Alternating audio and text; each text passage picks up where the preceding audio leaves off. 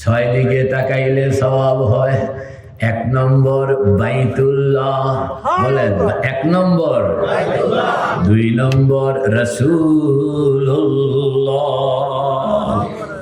তিন নম্বর কিতাবুল্লাহ, চার নম্বর মা বাবা, পাঁচ নম্বর আলেম ওলামা, ছয় নম্বর জাকিরিন।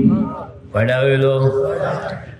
বাইতুল্লাহ, বলুন বাইতুল্লাহ, রাসূলুল্লাহ, কিতাবুল্লাহ, মা বাবা, আলেম ওলামা, জাকিরিন। আবার বলুন বাইতুল্লাহ, রাসূলুল্লাহ, কিতাবুল্লাহ, মা বাবা, আলেম ওলামা, জাকিরিন।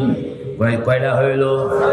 এক নম্বর, দুই নম্বর, তিন নম্বর, চার নম্বর, পাঁচ নম্বর, ছয় নম্বর জাকিরিন। ছয় নম্বর, ছয় নম্বর, পাঁচ নম্বর,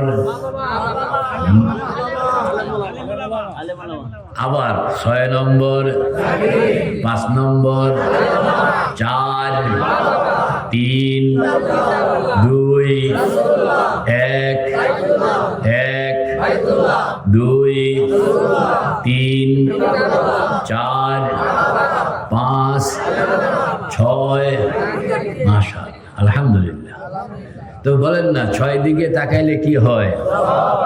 ছয় দিকে তাকাইলে, তিন দিকে তাকাইলে গুনাহ হয়। কয় দিকে তাকাইলে? চোখ তো আছে, এই চোখটাকে ব্যবহার ছয় জায়গায় করবেন, সওয়াব হবে। তিন জায়গায় এটাকে আলাদা রাখবেন, ব্যবহার হইতে দিবেন না। তাইলে যদি ব্যবহার হইতে দিলেন তাহলে গুনাহ হয়ে গেল। এই তিনটা জায়গা চিনতে হবে। তো এক নম্বর হইল মুহাররামাত, কন্যা, কিছু পুরুষের জন্য কিছু মহিলার দিকে নজর করুন, তাকানো হারাম, আসেনি?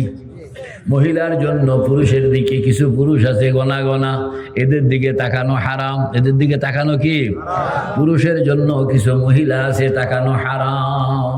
এক নম্বর। দুই নম্বর হইল কারোর বাড়ির পর্দা ফাঁক করে ভিতরে তাকানো হারাম। তিন নম্বর হইল কারোর ধন দৌলতের দিকে তাকানো হারাম। কথা বুঝে আসছে কিনা? তো বলেন, ছয় দিকে তাকাইলে, তিন দিকে তাকাইলে, এটাই আমার ওয়াজ, এটা মুখস্থ করে নেবেন। এরপরে খালি নামগুলো মনে রাখবেন। ছয় দিকে তাকাইলে যে সওয়াব হয়, মনে আসেন না, ভুলে গেছে। এক নম্বর, এক নম্বর, এক নম্বর। আল্লাহর হাবিব বলেন বাইতুল্লাহর কালো গিলাপ, এই কালো গিলাপের সঙ্গে এটা হইল চুম্বক। বলেন এটা কি? জোরে বলেন এটা কি? আপনার নজরটা যখন বাইতুল্লাহর কালো গিলাপের মধ্যে পড়লো, চুম্বক আপনার ভিতর থেকে গুনাহগুলো টান দিয়া, যত রকমের গুনাহ, সগীরা গুনাহ, কবিরা গুনাহ, শিরকের গুনাহ, বেদাতের গুনাহ, বর্তমান গুনাহ, অতীত গুনাহ, সব গুনাহ একটা টান দিয়া আপনাকে পরিষ্কার বানাইয়া দে। কে কে তৈয়ার? কে কে তৈয়ার বাইতুল্লাহ শরীফ যাওয়ার জন্য? কে কে তৈয়ার? নারায়ে তাকবীর।